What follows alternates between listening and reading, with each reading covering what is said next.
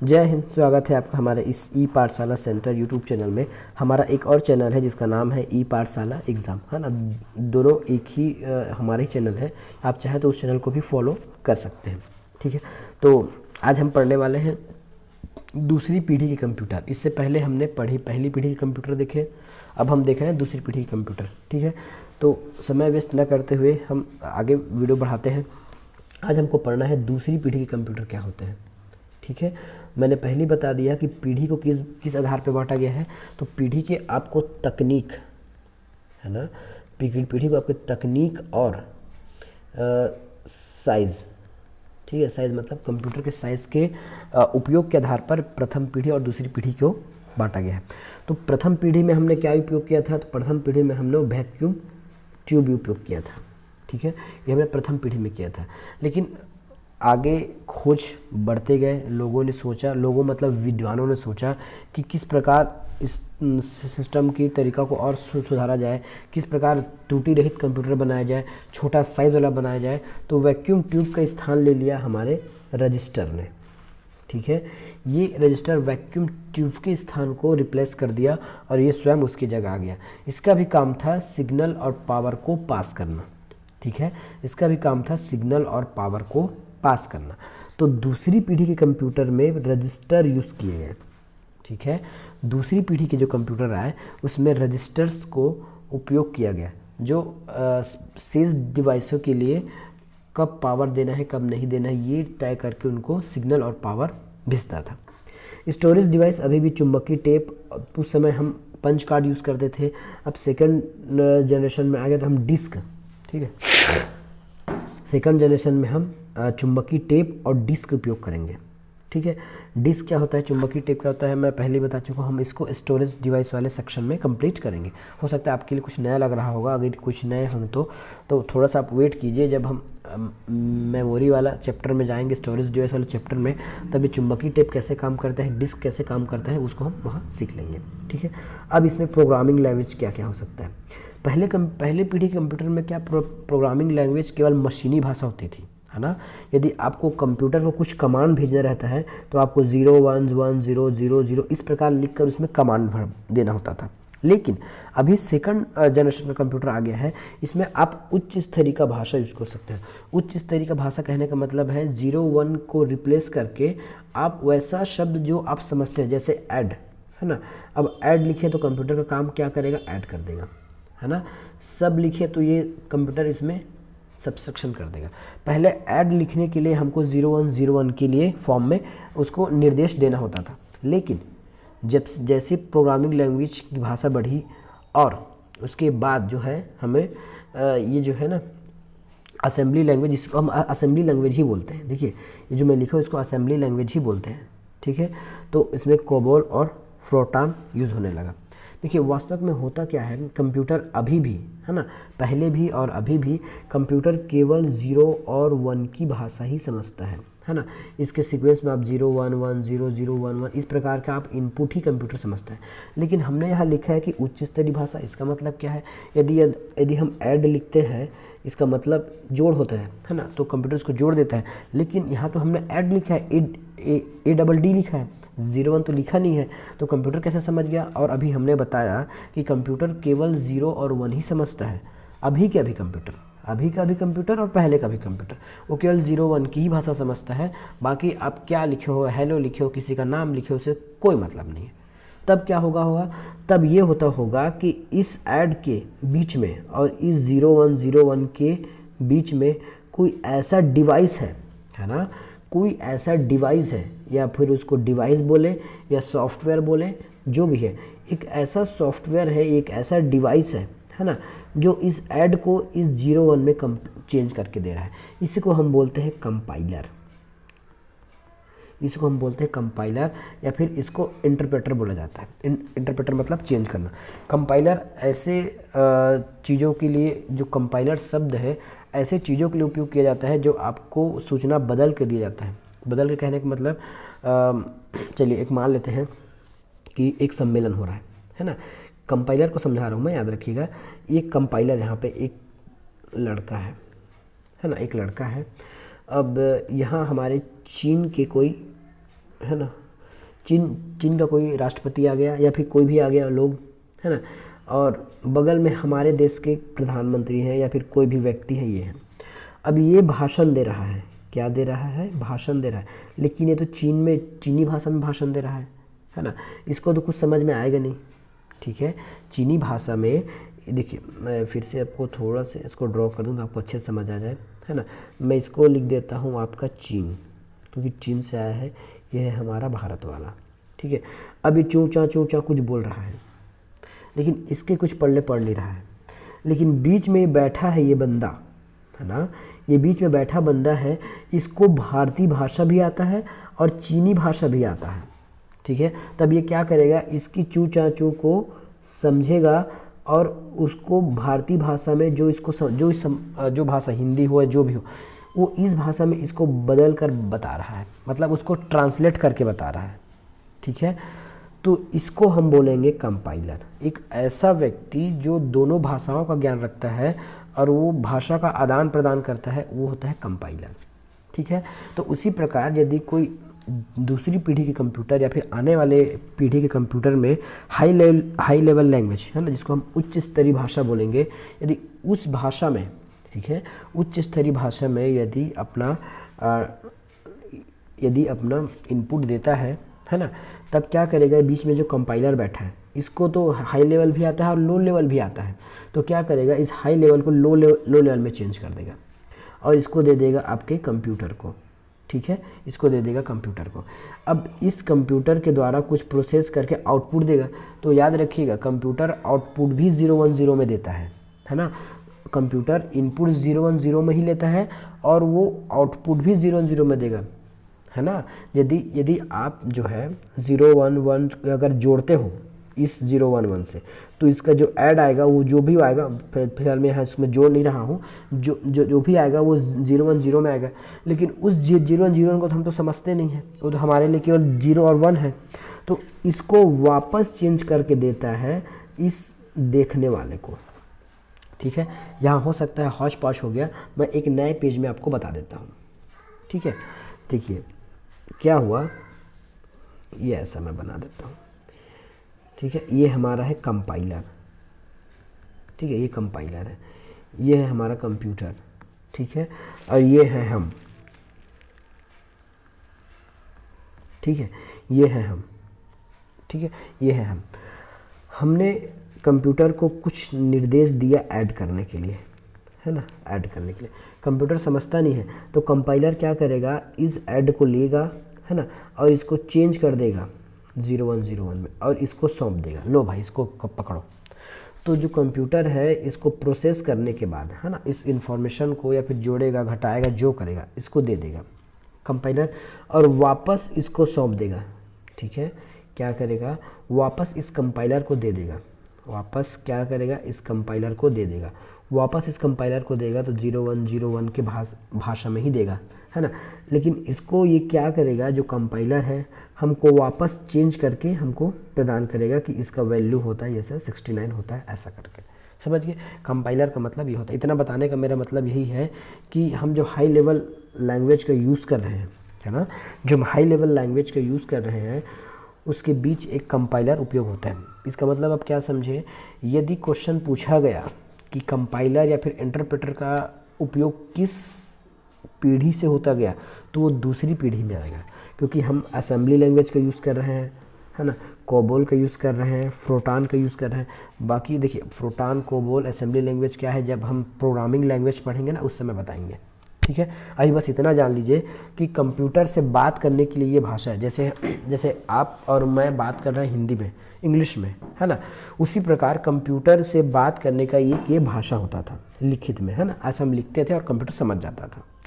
तो ये उच्च स्तरीय भाषा है, उच्च स्तरीय भाषा को कंपाइलर चेंज कर देता था, ठीक है। इतना बताने का रीज़न मेरा ये है। अब देखते हैं इसका स्पीड क्या था। तो इसका जो स्पीड है, ठीक है, ये माइक्रो सेकंड में आता था। पहले किस में आता था, पहले मिली सेकंड में आता था, अब माइक्रो सेकंड में आने लग गया, ठीक है। अब साइज़ देखिए पहले से छोटे होते गए, ठीक है। जो कंप्यूटर है वो पहले से छोटे होते चले गए, ठीक है। जो कंप्यूटर थे वो पहले से छोटे होते चले गए। अब इसमें इनपुट आउटपुट सिस्टम आ गया, ऑपरेटिंग सिस्टम आ गया, तो इसमें बैच वाला प्रोसेसिंग सिस्टम आ गया। ठीक है, इसमें इनपुट आउटपुट ऑपरेटिंग सिस्टम आ गया था। अभी हम बैच समझेंगे कि बैच क्या होता है। ठीक है, बैच क्या होता है हम ये समझेंगे अभी। ठीक है, तो हम अभी आगे समझेंगे कि इस बैच प्रोसेसिंग क्या होता है। उससे पहले अब हम थोड़ी सी बात इस ट्रांजिस्टर पर कर लेते हैं। ठीक है, पहला तो ये हमने बताया कि इसने वैक्यूम ट्यूब को रिप्लेस कर दिया। ठीक है, इसने क्या किया, वैक्यूम ट्यूब को रिप्लेस कर दिया। दूसरा हमको ये समझना है कि इसको बनाया कौन था, है ना। जैसे क्वेश्चन पूछेगा तो आपको बताना पड़ेगा। तो इसको बनाया गया था अमेरिका में। ठीक है, इसको बनाया गया था अमेरिका में। अब बनाया कौन था, तो ये है जॉन बर्डिंग। ठीक है, John Bardeen, John Bardeen, William Shockley,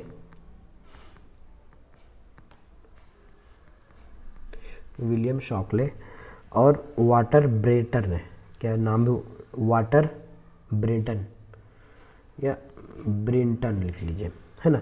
इन्होंने इसको बनाया था। ठीक है, अब ये किस तकनीक पर काम करता है, तो ये अर्धचालक पर काम करता है।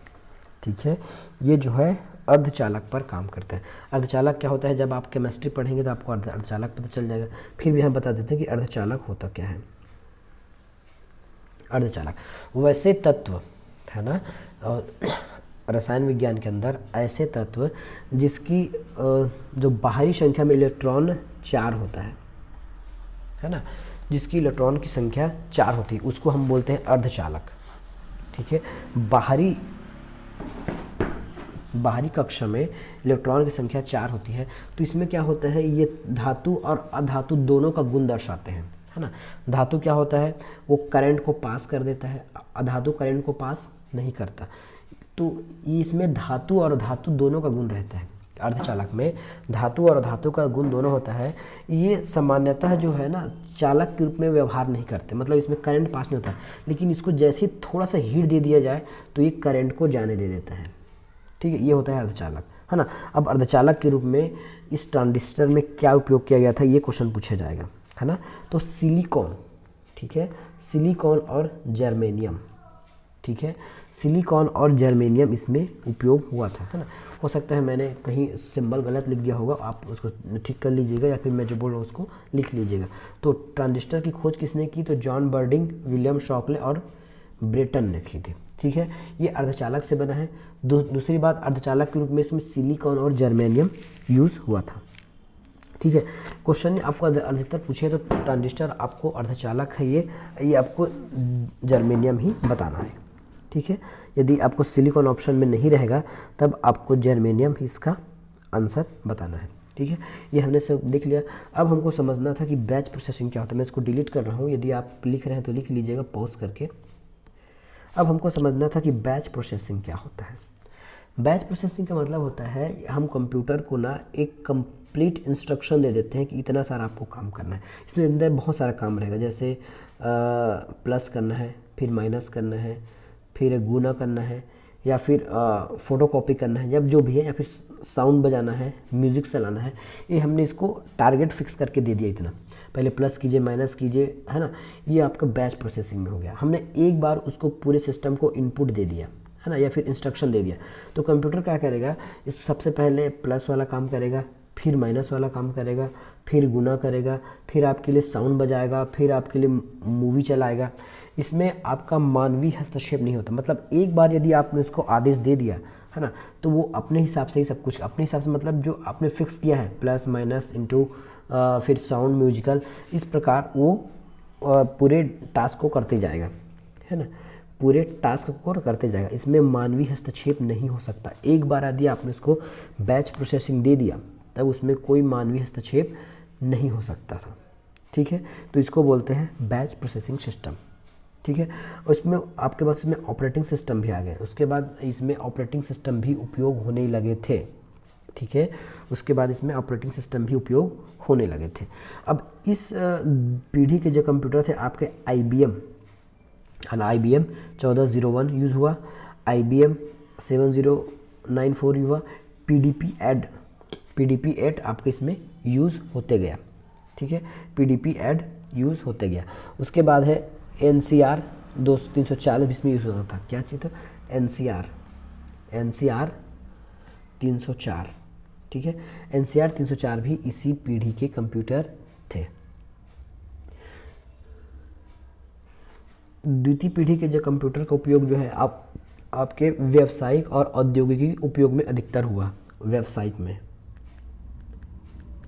व्यावसायिक और औद्योगिक में, ठीक है। और व्यावसायिक और औद्योगिक में द्वितीय पीढ़ी कंप्यूटर का अधिक उपयोग किया गया। ये है आपके द्वितीय पीढ़ी के कंप्यूटर के कुछ इमेजेस, ठीक है। देखिए, पहले पीढ़ी के कंप्यूटर एक रूम के बराबर होते थे और बहुत बड़े बड़े होते थे। उसके तुलना में या फिर उसके अपेक्षा देखिए आपके ये है IBM 1401 international business machine. IBM का फुल फॉर्म है, यदि क्वेश्चन आता है तो आपको ये याद होना चाहिए, ठीक है। ये है आपका IBM, ठीक है। दूसरे बात है आपका CDC change data capture,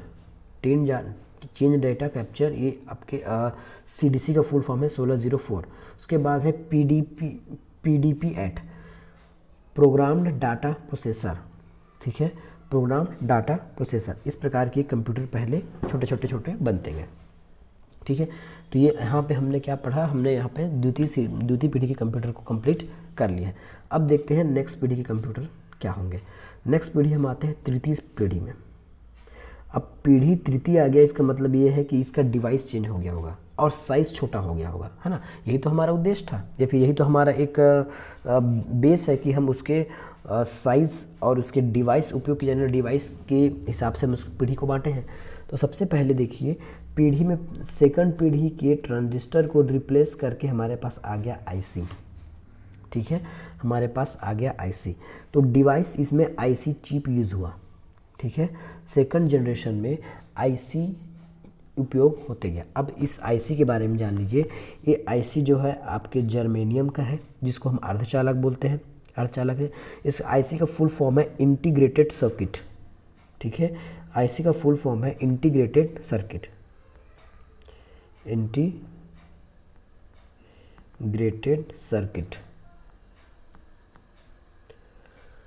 integrated circuit इसका नाम है। इसका विकास कब हुआ, तो इसका विकास हुआ है 1958 में, ठीक है। किसके द्वारा, तो J.S. किल्बी, जे का मतलब होता है जॉन या फिर जॉन एस किल्बी, इसको हम शॉर्टकट में लिखते हैं J.S. किल्बी के द्वारा। ये क्वेश्चन कई बार आया पूछा है ना, याद रखिएगा। सेकंड पीढ़ी के जो कंप्यूटर हैं वो जो है J.S. किल्बी के द्वारा बनाए गए IC चिप पर आधारित थे, जो डेटा ट्रांसफ़र या फिर पावर सप्लायर को आसानी से और कम समय में बिना हीट किए या फिर कम मात्रा में हीट किए अधिक समय तक पास कर सकता था। तृतीय पीढ़ी के कंप्यूटर के आपकी जो टाइम पीरियड है ये है 1965 से 1975, मतलब 10 साल, ठीक है। देखिए कितना जल्दी आपका टाइम पीरियड चेंज हो रहा है ना। लोग खोजने लगे हैं, वैज्ञानिक नई खोज कर रहे हैं दिनों दिन। इससे क्या है, उसका आकार छोटे होते जा रहा है। अभी के कंप्यूटर आप देखेंगे तो आपके फ़ोन में है ना, फ़ोन आपका एक कंप्यूटर ही है, ठीक है। फ़ोन जो है आपका एक कंप्यूटर ही है। तो स्टोरेज डिवाइस के रूप में क्या हो गया, चुंबकीय टेप और डिस्क, ठीक है। स्टोरेज डिवाइस के रूप में चुंबकीय टेप है या डिस्क उपयोग होने लगा। इसके बाद इसमें रैम रोम की कॉन्सेप्ट आ गया, ठीक है। इसमें आपका इनपुट आउटपुट जोड़ दिया गया। इनपुट आउटपुट क्या होता है देखिए, वैसे तो मैंने पहले बेसिक वीडियो में बता ही दिया है। ये कंप्यूटर है, सॉरी मेरा डिज़ाइनिंग अच्छा नहीं है। यदि कंप्यूटर मानते हैं, है ना, तो कंप्यूटर है तो इसमें कुछ इनपुट होगा, उसके बाद इसमें आउटपुट मिलेगा, है ना। तो इनपुट आउटपुट का कॉन्सेप्ट इसमें आ गया।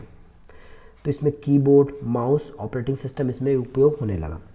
क्वेश्चन अगर पूछा जाए, है ना, कीबोर्ड और माउस का उपयोग किस सिस्टम से होने लगा, तो आपके कीबोर्ड और माउस का जो उपयोग है तृतीय जनरेशन के कंप्यूटरों में कीबोर्ड और माउस का उपयोग होने लग गया था, ठीक है। इसमें आपका रैम का उपयोग होने लगा, है ना। स्पीड इसकी नैनो सेकंड हो गई, रैम का उपयोग होने लगा और ये अधिक छोटे होते गए, है ना। पहले पीढ़ी या फिर दूसरे पीढ़ी के कंप्यूटरों की अपेक्षा ये उससे और छोटे होते गए। इसमें पहले हमने क्या पढ़ा था, हमने बैच प्रोसेसिंग पढ़ा था।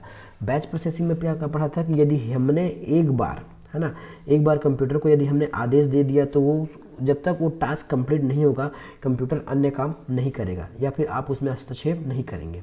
ठीक है, यही हमने पढ़ा था बैच में, है ना। बैच में हमने यही पढ़ा था, यदि एक आपने कंप्लीट उसको टास्क दे दिया कि आपको ये करना है ना, तो एक टाइम में वही काम करेगा। यदि इसी प्रकार हमने 200-300 कार्य दे दिया गया तो वो पहले ये करेगा, दूसरे बाद ये करेगा।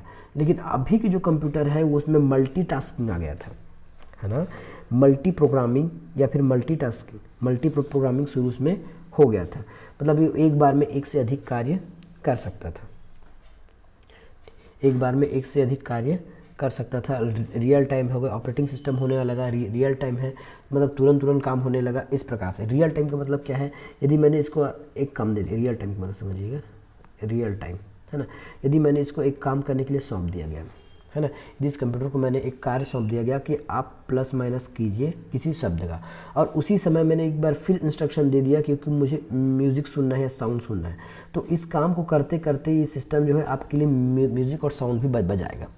तो इसको बोलते हैं हम रियल टाइम ऑपरेटिंग सिस्टम, एक साथ कई काम ये कर सकता था। ठीक है, रियल टाइम ऑपरेटिंग सिस्टम इसका उदाहरण है। अब इसमें उच्च स्तरीय भाषा आ गया, तो पास्कल है, बेसिक है, ये आपकी उच्च स्तरीय भाषा का उपयोग इसमें होने लगा था। अब इस पीढ़ी के कंप्यूटर क्या क्या है देखिए। इस पीढ़ी के जो कंप्यूटर थे आपके IBM 360, ठीक है, इंटरनेशनल बिजनेस मशीन, PDP-11 और NCR national cash register company, national cash register company इसका नाम है NCR का, और इंटरनेशनल बिजनेस मशीन और programming data processor PDP, program data processor PDP का फुल फॉर्म है। इस प्रकार के कंप्यूटर इसमें यूज़ होते थे। इसमें PDP-8 आपका मिनी भी आ गया था, है ना। PDP-8 पहले हमने PDP-8 उसमें पढ़ा था, लेकिन PDP-8 मिनी भी इस जनरेशन के कंप्यूटर के रूप में आ चुके थे। अगला कंप्यूटर देखते हैं। चौथी पीढ़ी के कंप्यूटर को है 1956 से 1965, ठीक है। चौथी पीढ़ी के जो कंप्यूटर थे 1956 से 1965 के बीच है। इसमें आपके चौथी में तीसरे में हमने क्या पढ़ा था, तीसरे में हमने IC पढ़ा था। तो ये IC को रिप्लेस करके VLSI या फिर माइक्रो प्रोसेसर आ गया, ठीक है। VLSI या फिर माइक्रो प्रोसेसर, ये इमेज में आपको दिख रहा है माइक्रो प्रोसेसर, ठीक है। VLSI का फुल फॉर्म क्या होता है, VLSI का फुल फॉर्म होता है वेरी लार्ज, क्या नाम है इसका, VARY, very large scale integration, very large scale integration. देखिए VLSI फुल फॉर्म आपको याद होना चाहिए, क्योंकि कभी भी पूछ देगा कि VLSI का फुल फॉर्म क्या होता है, तो वेरी लार्ज स्केल इंटीग्रेशन इसका फुल फॉर्म है, ठीक है। अब इसमें माइक्रो प्रोसेसर की क्षमता यूज, इसी को VLSI को ही माइक्रो प्रोसेसर कहते हैं। ये एक साथ अधिक काम कर सकता था, अधिक डाटा ट्रांसफ़र कर सकता था, अधिक जो भी सिस्टम थे आपके कंप्यूटर में, अधिक जो भी प्रोसेसर, जो भी और डिवाइस लगे हैं, उनको एक साथ अधिक समय में पावर सप्लाई कर सकता था, ठीक है। तो ये था माइक्रो प्रोसेसर का कार्य। अभी IC चिप को तो उपयोग करते उसको हटा दिया था। अभी माइक्रो प्रोसेसर का आपको विकास पूछेगा या फिर इसका बनाया कौन थे पूछेगा, तो M.E. हॉप, ठीक है। इसको बनाया गया था 1971 में, 1971 में बनाया गया था, ठीक है। इसका टाइम पीरियड शायद मैं चेंज करना भूल गया हूँ। चौथी पीढ़ी का टाइम पीरियड रहेगा 1975 से 1990, है ना। तभी तो 1971 में माइक्रो प्रोसेसर का यूज़ हुआ। कौन किया था, M.E. हॉप द्वारा, ठीक है। माइक्रो प्रोसेसर का जो आविष्कार है M.E. हॉप के द्वारा किया गया तब 1971 में। और चौथी पीढ़ी का जो हमारा टाइम पीरियड है 1975 से लेके 1990 तक है, ठीक है। अब हम इसमें आगे पढ़ते हैं। प्रोग्रामिंग इसमें उच्च स्तरीय भाषा आ गया था, पास्कल है, बेसिक है, इसमें और बहुत सारी इसमें भाषाएं आ गई थी। इसमें आपका C भी आ गया था, पास्कल बेसिक तो था ही, साथ में आपके C लैंग्वेज भी आ गए थे, C लैंग्वेज भी आ गया था इसमें। उसके बाद कंप्यूटर के जो साइज़ बहुत छोटे होते गए, जैसे मिनी कंप्यूटर आ गया था, माइक्रो आ गया था, इस प्रकार, ठीक है, इसमें सी भाषा का उपयोग होने लगा। इनपुट आउटपुट कीबोर्ड माउस पहले की तरह यूज में यूज होता था। रियल टाइम ऑपरेटिंग सिस्टम था, मल्टीटास्किंग था, रियल टाइम ऑपरेटिंग सिस्टम और मल्टीटास्किंग और फिर multi programming, multi operating system, इस सब के कंप्यूटर के डिवाइसेस आने शुरू हो गए थे। अब इस टाइम के जो कंप्यूटर है उसका नाम देख लीजिए, यह है लैन वैन यूज़। ठीक है, लैन वैन यूज़, इसमें लैन वैन का यूज़ होता था। यूज़ मतलब local area network, wide area network का यूज़ इस समय होना चालू हो गया था। मिनी कंप्यूटर का उपयोग होना चालू हो गया था। IBM है, PSXT है, इंटेल है चिप, ये इंटेल का चिप उस समय शुरू हो गया था। ठीक है, सबसे पहला इंटेल चिप क्वेश्चन आपको पूछता है तो ये आपको याद होना चाहिए। इंटेल का चिप पूछता है सबसे पहले तो 444 4004 का इंटेल चिप सबसे पहले आया था। ये है देखिए आपकी चौथी पीढ़ी के कंप्यूटर कितने छोटे छोटे हैं। ठीक है, ये है चौथी पीढ़ी के कंप्यूटर, बहुत छोटे छोटे होते थे। लास्ट है हमारा पाँचवीं पीढ़ी। पाँचवीं पीढ़ी का कंप्यूटर हमको देखना है, ये है आपके 1990 से अब तक। ठीक है, पाँचवीं पीढ़ी के जो कंप्यूटर है 1990 से अब तक है। इसमें डिवाइस के रूप में पहले उस तीसरी चौथी पीढ़ी हम ULSI यूज होता था, है ना, VLSI। अब इसमें हो गया है U की जगह U हो गया है, ULSI। U का मतलब होता है अल्ट्रा लार्ज स्केल। ठीक है, अल्ट्रा लार्ज स्केल इंटीग्रेशन ना।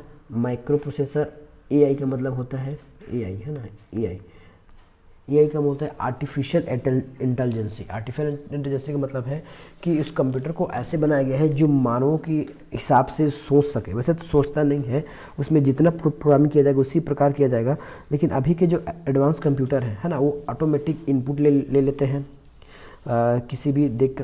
अब ऑटोमेटिक इनपुट का मतलब क्या होगा, जैसे रोबोट है ना, जैसे आपने बनाया रोबोट। अब रोबोट को आपको उसको आपने ऐसा उसमें प्रोग्राम फिक्स कर दिया कि उसको चलना है, तो रोबोट यदि सामने का कोई सामान रहेगा ना, उसको हटा के या फिर उसको क्रॉस करके या फिर वहाँ से मुड़ के चलेगा। ये होता है आर्टिफिशियल इंटेलिजेंसी। फिर से सुनिए, जैसे आपने एक रोबोट बना दिया, ये रोबोट है, ठीक है, ये रोबोट है ना, इसको आपने चलने के लिए इसमें प्रोग्राम फिक्स किया है। मान लेते हैं इसके सामने एक बहुत बड़ा चीज़ रखी है जिसको पार नहीं कर सकता, तो ये रोबोट क्या करेगा, इसको ऐसे क्रॉस करके निकल जाएगा। ठीक है, उसको साइड से निकल जाएगा। साइड से निकलेगा का मतलब है कि उसमें आर्टिफिशियल इंटेलिजेंसी डाल दिया गया है।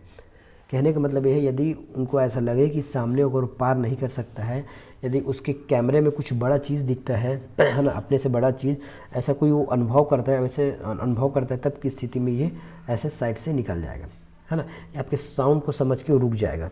ठीक है, तो इसको बोलते हैं आर्टिफिशियल इंटेलिजेंसी, है ना। जैसे होता नहीं है, आपके कंप्यूटर में अलेक्सा लगा है, गूगल है, आप जैसे जैसे बोलोगे उसका उत्तर देता है ना, तो वो सोच नहीं सकता, उसमें सारे प्रोग्राम पहले से फिट कर दिए गए हैं।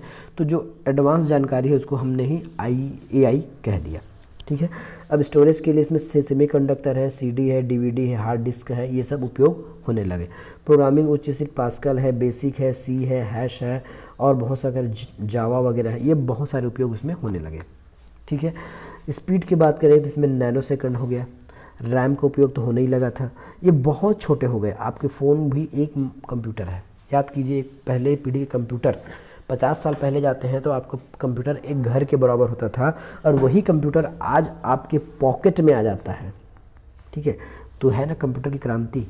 ठीक है, और इसमें इंटेल का उपयोग होने लगा। इंटेल मतलब चिप है, CHIP चिप। इंटेल चिप है आपके कंप्यूटर को चलाने के लिए, और यह है real time multitasking, multi programming, जो आप कहना चाहें, ये है आपके पाँचवीं पीढ़ी के कंप्यूटर। इतने बड़े होते थे, सॉरी इतने काम करते थे आपके पाँचवीं पीढ़ी के कंप्यूटर। ये बहुत फास्ट कंप्यूटर होते थे, है ना, ये बहुत फास्ट कंप्यूटर होते हैं।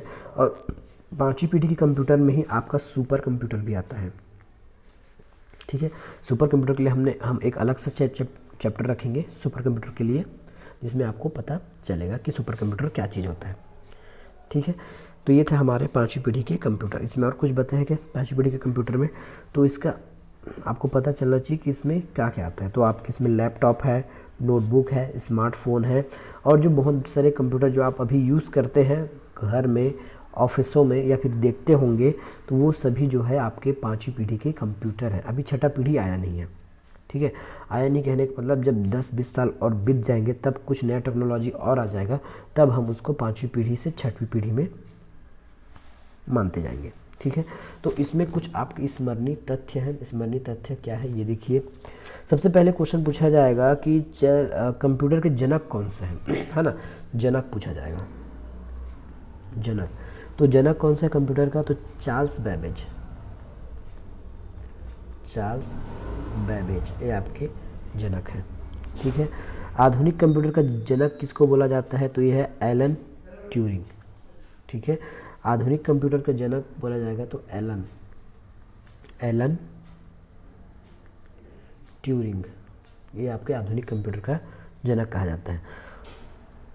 प्रोग्रामिंग लैंग्वेज, है ना, प्रथम प्रोग्रामर कौन था है, तो लेडी एगस्टा है, या फिर उसको एडा बोलते हैं, ये अपनी प्रथम प्रोग्रामर कही जाती है, ठीक है। तो इस प्रकार आपको याद होने चाहिए। और जो आईसी होते हैं या फिर आपके इंटीग्रेटेड या फिर ट्रांजिस्टर हो गया, ये आपके अर्धचालक पे काम करता है, अर्धचालक पे, है ना, ये अर्धचालक डिवाइसें होती है। तो ये हमने आज के सेशन में पूरा देख लिया कि कंप्यूटर के कितने पीढ़ी होते हैं, क्या होते हैं, ठीक है। इसके बाद कंप्यूटर के जो टाइप पढ़ेंगे ना, उसमें हम बहुत सारे उपयोग पढ़ेंगे कि कंप्यूटर क्या चीज़ होता है, कैसे इस प्रकार कैसे किसी इसमें काम होता है। और कंप्यूटर के जो सुपर कंप्यूटर है उसके लिए एक अलग से वीडियो बनाया जाएगा ताकि आप कंप्यूटर को आसानी से समझ सकें, ठीक है। तो मिलेंगे नेक्स्ट वीडियो में। धन्यवाद।